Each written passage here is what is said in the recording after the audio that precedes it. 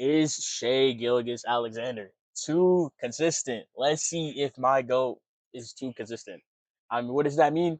Let's find out.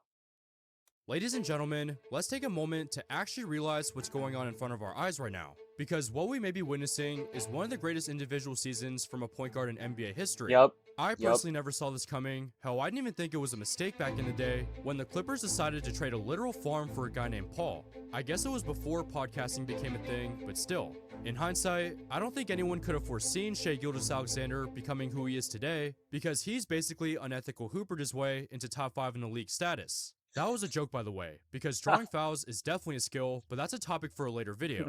What I want to talk about today is going to sound crazy, because as high as you may be on the MVP, Bro, that spin is fucking crazy. I don't know how he made that shot. That spin is and think insane. he's the best guard in the NBA or whatnot, maybe even the best player in the entire world, the way I see it, I don't think you have him high enough.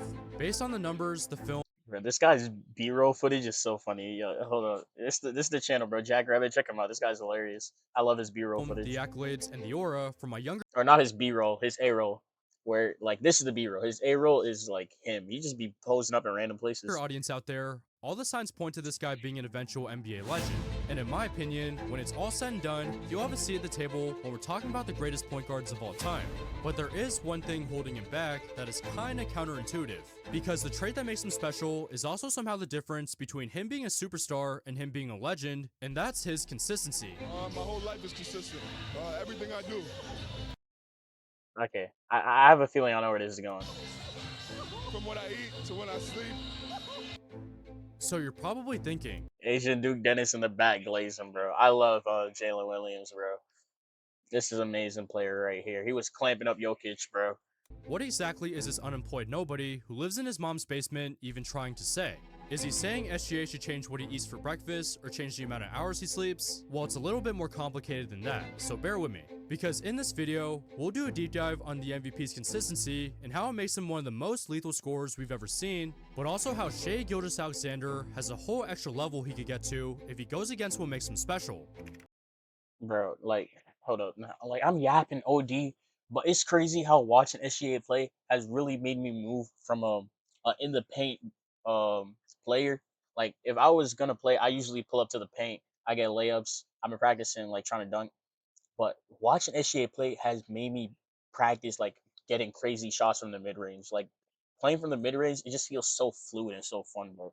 Like just being able to pull up, give him a little hezzy step back, shoot over their head, and you make it from midi. Oh no, that's tough. The elbow jumper, insane.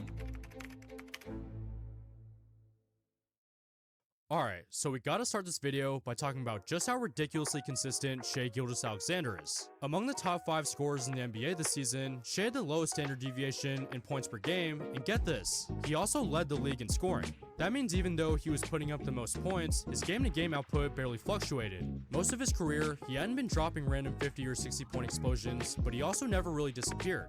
It was just steady elite production every single night. He's kind of the definition of a set it and forget it star, and no matter the matchup, the situation, or the defense, you already know what you're getting out of him, and that's huge for a team like OKC.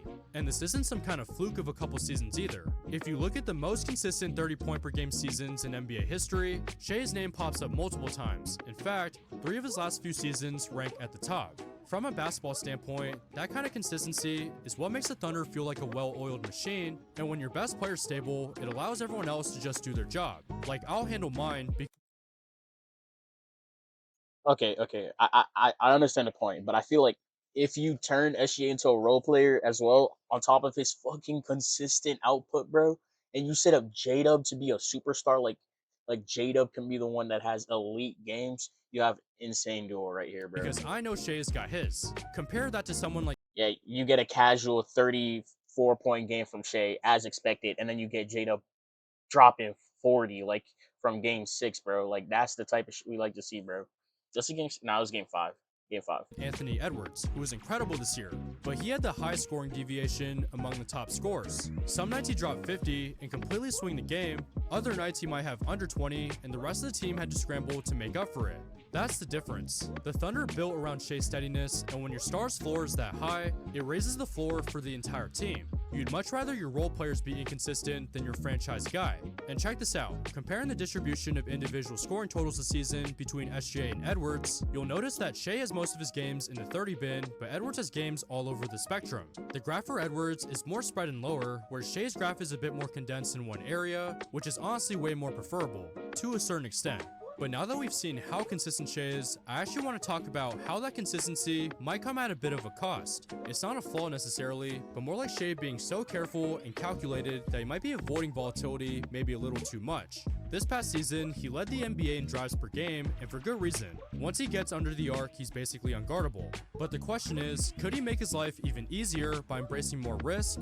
Well, my answer is yes. And the main thing I'm talking about here is shooting more threes. From a basketball perspective, shooting threes doesn't just add points, it also changes the geometry of the floor. When defenders have to respect you from behind the arc, they have to press up higher, and that opens up driving lanes. Across the league, there's a moderate positive correlation between a team's three-point attempts and its efficiency at the rim.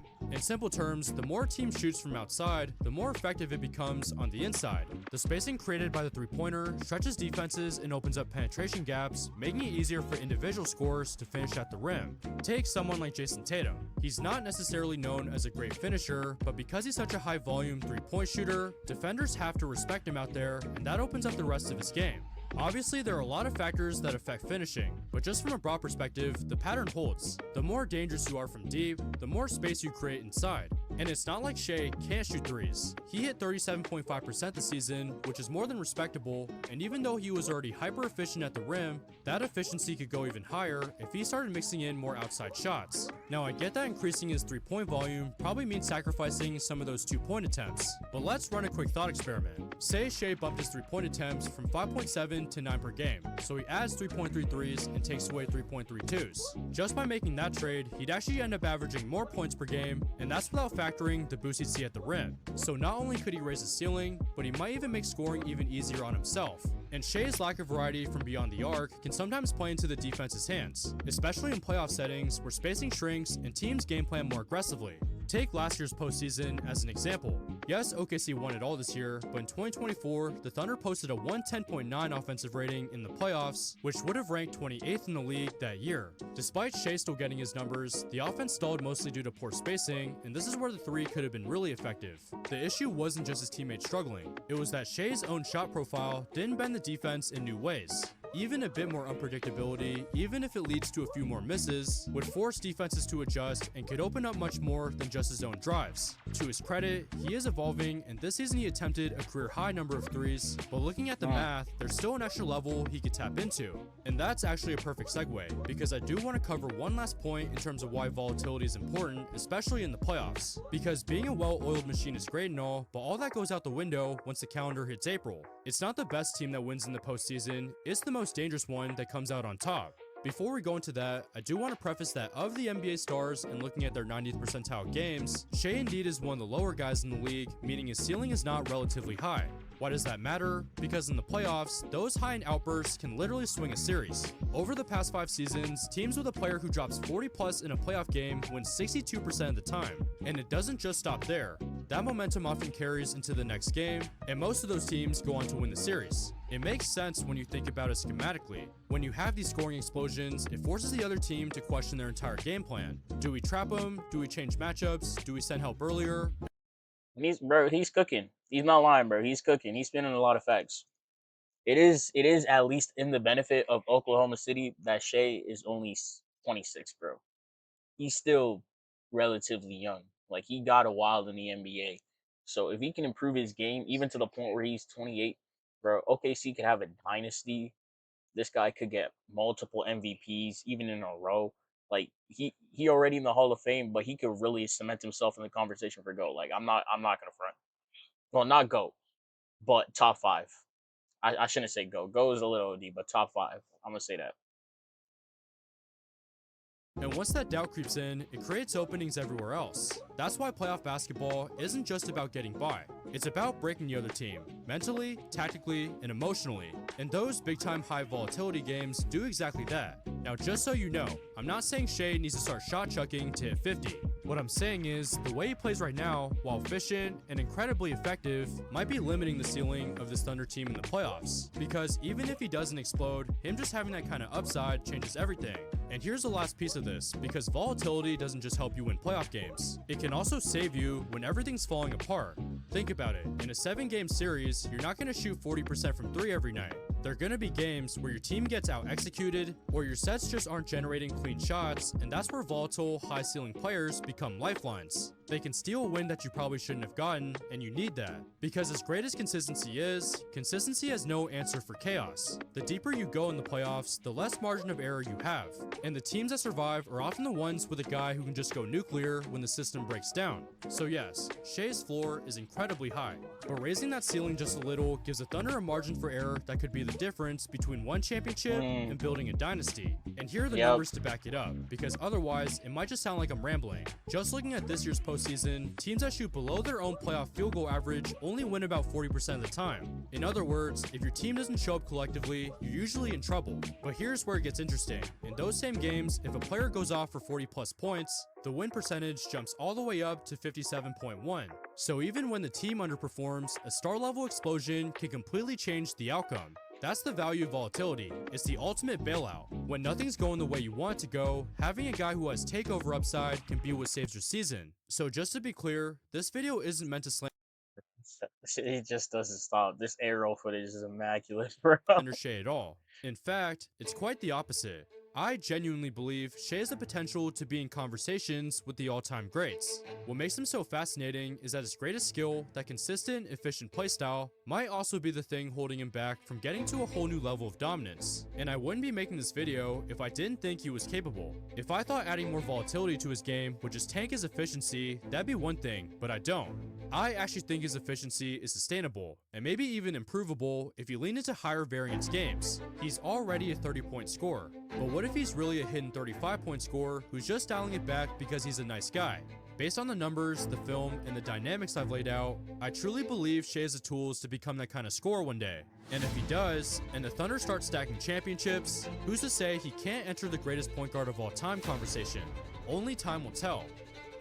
Bro, if SGA gets up into 35 points, bro,